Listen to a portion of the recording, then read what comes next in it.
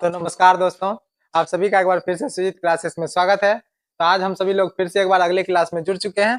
तो आज जो है हम लोग देखिए क्या पढ़ाई करने वाले हैं। आज जो है हम लोग जो है क्लास 10 चैप्टर 3 का PYQ करने वाले हैं। क्या करने वाले हैं सर? PYQ, ठीक ना। PYQ क्या होता है सर? Previous year question. इसका मतलब हुआ कि जो अब अगर मान के चलिए कि आप जो है 2026 में एग्जाम देने वाले हैं, सॉरी 27 में, और 26 में पढ़ाई करें तो 27 में एग्जाम दीजिएगा। तो अगर इससे जो पहले जो बच्चे एग्जाम दिए हैं उसका जो क्वेश्चन, उसमें जो बिहार बोर्ड में पूछा गया क्वेश्चन है, उसी को हम लोग बोलते हैं PYQ, ठीक ना। इसका हम लोग ऑब्जेक्टिव लेके आए हैं आज, और इसके बाद अगले वाला क्लास में हम लोग सब्जेक्टिव लेके आएंगे। तो ये जो है चैप्टर 3 हम लोग पूरा कंप्लीट रूप से चैप्टर 3 को पढ़ चुके थे। आज जो है हम लोग इसका PYQ करने वाले हैं। इसको हम लोग वैसे क्वेश्चन बैंक भी बोलते हैं, ठीक ना। तो क्वेश्चन बैंक से ये सभी देखिए यहाँ पे सवाल लिखा हुआ है सर, क्योंकि आप सभी जानते हैं सर, अगर सवाल पहले से नहीं लिख के रखेंगे तो आप सभी का टाइम वेस्ट हो जाएगा। तो चलिए हम लोग स्टार्ट करते हैं और एक एक क्वेश्चन पढ़ेंगे आराम से, एक एक क्वेश्चन को हल करेंगे, ठीक ना। तो चलिए पहला क्वेश्चन देखिए सर, कहता है निम्न रेखिक समीकरण का घात होगा। रेखिक समीकरण का घात क्या होगा? रेखिक मतलब होता है एक, एक वाला। तो एक रेखिक समीकरण का घात क्या हो जाएगा सर? एक। ये हो जाएगा पहला वाला। तो इसका हो जाएगा ऑप्शन सी, ठीक ना, पहला का ऑप्शन सी। अगला देखिए, कौन जो है x माइनस 2y बराबर 0 तथा 3x प्लस 4y बराबर 10 का हल है। अब तो देखिए इसका सर दो तरीका है। एक तरीका है सर, इसको हल कीजिए, मतलब विलोपन विधि लगा के या वज्र गुणनखंड विधि लगा के या प्रतिस्थापन विधि लगाकर कहीं रफ में हल कीजिए, उसके बाद इसको बनाइए। एक और तरीका है सर, आप यही ऑप्शन से कर सकते हैं। ऑप्शन में जो दिया हुआ है, जैसे ऑप्शन ए, बी और सी और डी दिया हुआ है, तो यहाँ से आप क्या कर सकते हैं, इसको चेक कर सकते हैं। कि कैसे चेक करेंगे सर? देखिए, तो x माइनस 2y बराबर 0 है। x माइनस 2y बराबर क्या है सर? 0 है ना। और देखिए दूसरा क्या है? 3x प्लस 4y बराबर क्या है सर? 10 है। अब देखिए x के जगह पे जो दिया हुआ है ना इसको, और y के जगह पे जो दिया हुआ है इसको रख दीजिए। अगर वहां बराबर ये आ जाता है तो इसका मतलब सही है। तो देखिए यहाँ जैसे x बराबर 2 है सर, तो 2 x बराबर 2 रख दीजिए, माइनस यहाँ देखिए y बराबर 1 है, यहाँ देखिए 2 गुना 1 बराबर, यहाँ देखिए 2 में से 2 जाएगा, क्या हो जाएगा सर? 0 बचेगा। इसका मतलब ये हो जाएगा कि नहीं हो जाएगा? तो ऑप्शन पहला वाला जो है सुटेबल बैठ रहा है, इसका मतलब यही कंप्लीट होगा। दूसरे वाला में चेक कर लीजिए। तो देखिए अगर x बराबर यहाँ कितना है? 2, तो 3 दूना 6, 3 दूना क्या हो जाएगा? 6। देखिए 3 दूना 6 अब प्लस 4 गुना 1 है तो 1 रख दीजिए, 1। तो 6 प्लस 4 बराबर क्या हो जाएगा सर? 10। हो गया कि नहीं हो गया? अगर ये सुटेबल बैठ रहा है तो इसका मतलब सही है। जो ऑप्शन वाला सही बैठ रहा है वही सही हो जाएगा। तो आप ऑप्शन से भी चेक कर सकते हैं। तो 2 का ऑप्शन क्या हो जाएगा सर? ए, ठीक ना, समझे। चलिए आगे बढ़ते हैं। दो चर वाले रेखिक समीकरण ax plus y plus c, ax plus B Y plus c बराबर 0 के कितने हल संभव है सर? कितने हल संभव है? x का मान और y का मान सर हजारों मान रख सकते हैं। 1 2 3 4 5 हजारों मान रख सकते हैं। इसलिए कितने हल संभव है सर? अनगिनत हल संभव है सर, अनगिनत हल संभव है। इसका मतलब तीसरा का ऑप्शन सी हो जाएगा। अब बढ़ते हैं अगला क्वेश्चन। देखिए, दो रेखिक समीकरण के आलेख प्रतिच्छेदी रेखाएं हो तो हलों की संख्या होगी, ठीक है ना। देखिए आपको यहाँ थोड़ा सा बता देते हैं सर, हम लोग साइड में जान लेते हैं। अगर देखिए पहला वाला केस a1 बटे a2 है नॉट इक्वल टू b1 बटे b2 है, इसका मतलब होता है प्रतिच्छेदी रेखा है। कैसा रेखा है ये? प्रतिच्छेदी रेखा है। और साथ साथ में ये इसका हल जो है सर, एक हल निकलेगा। कितना हल निकलेगा सर? एक हल निकलेगा, ठीक है ना, एक हल निकलेगा। और देखिए प्रतिच्छेदी रेखा में एक हल निकलता है और साथ में ये संगत भी होता है। क्या होता है सर? संगत भी होता है, ठीक है ना। यहाँ देखिए क्या कहा है सर, दो रेखिक समीकरण के आलेख प्रतिच्छेदी रेखाएं हो तो हलों की संख्या होगी। तो कितने हल होंगे सर? एक हल होंगे। एक हल है, यहाँ देखिए ऑप्शन बी में लिखा है सर सिर्फ एक हल। सिर्फ कितने हल? सिर्फ एक हल, एक हल, एक हल। अगला देखिए, रेखिक समीकरण युग्म 2x माइनस 3y बराबर 8 एवं 4x माइनस 6y बराबर 9 है तो क्या है सर? संगत है, असंगत है, आश्रित है या नन? देखिए संगत तब होगा अगर कोई हल निकल रहा है तब। मान के चलिए कि अगर एक हल भी निकल रहा है, दो हल भी निकल रहा है, अनेक हल भी निकल रहा है, तो हल निकल रहा है ना।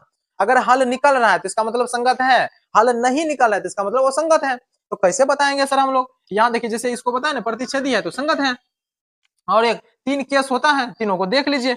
a1 बटे a2 अब बराबर a1 बटे a2, b1 बटे b2 और बराबर c1 बटे c2। अगर ऐसा होता है इसको बोलते हैं हम लोग संपाती रेखा।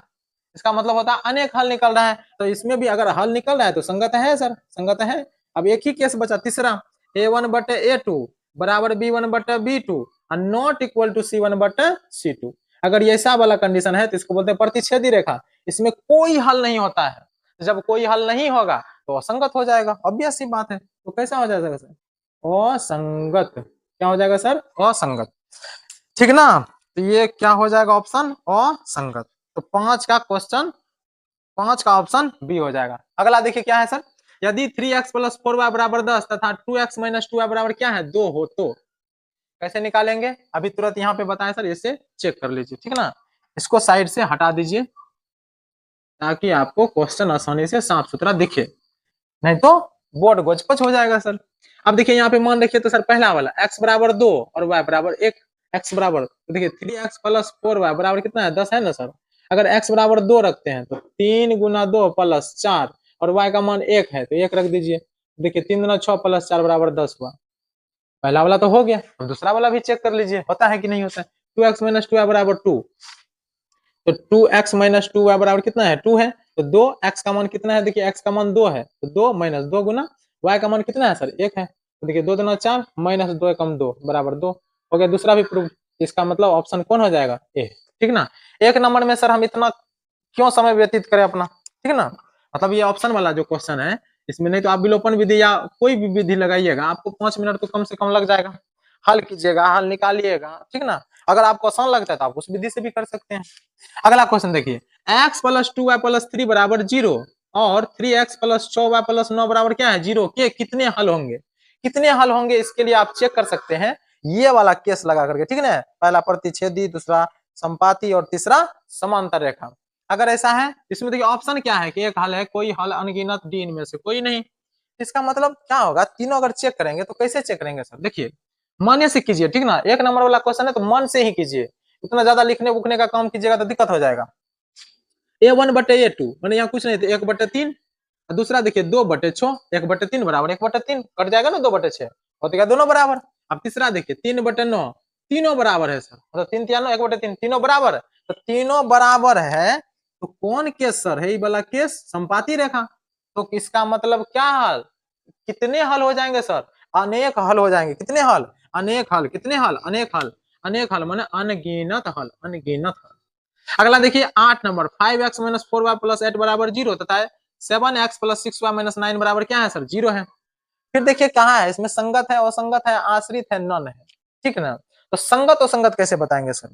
अगर कोई हल है तो संगत है, अगर कोई हल नहीं है सर तो असंगत है सर। तो निकाल दीजिए सर कि प्रतिच्छेदी है कि संपाती है कि समांतर है।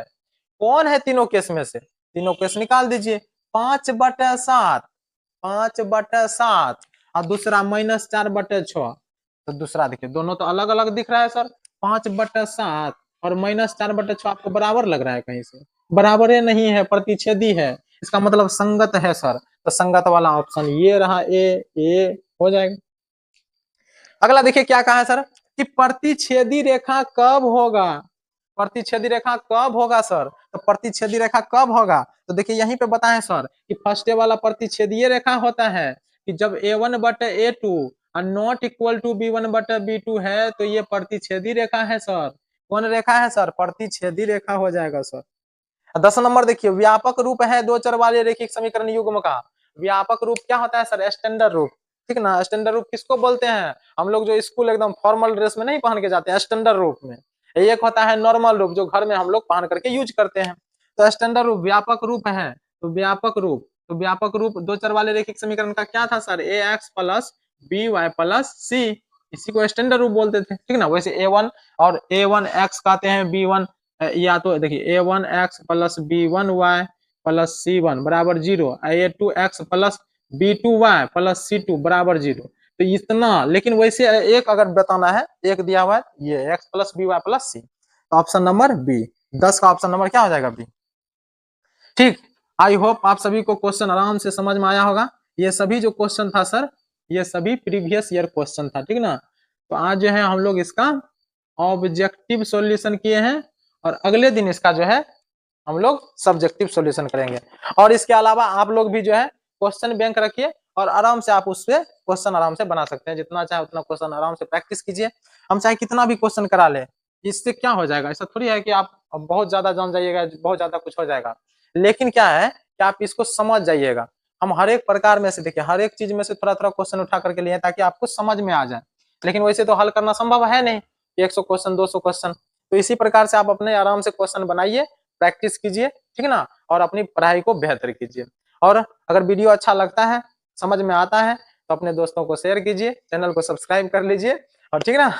और अगर कुछ गलती लगता है तो कमेंट करके जरूर बताइए। धन्यवाद।